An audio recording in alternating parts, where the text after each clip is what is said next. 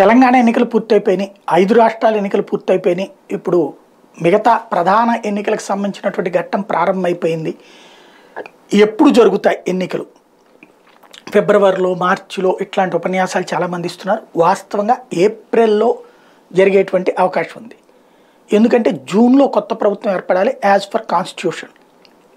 ప్రస్తుతం ఉన్న లెక్కలు చూస్తే 10th class exams, intermediate exams ఇవన్నిటినీ కూడా మార్చి ఎండింగ్ కల్లా పూర్తి చేయడానికి సెంట్రల్లోనూ సిబిఎస్ఈది కానీ ఆంధ్రప్రదేశ్లో కూడా అదే పని చేస్తున్నారు.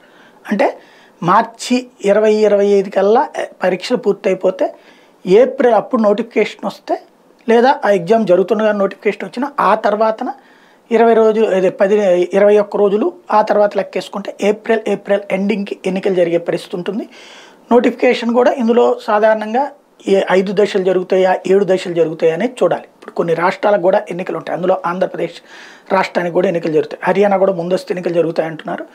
కాబట్టి ఇవన్నీ లెక్కలోకి వస్తాయి. ఓవరాల్గా చూసుకుంటే రాజకీయం అన్నటువంటిది కీ పాయింట్లోకి వెళ్ళబోతున్నటువంటి సందర్భం అయితే కనబడుతోంది.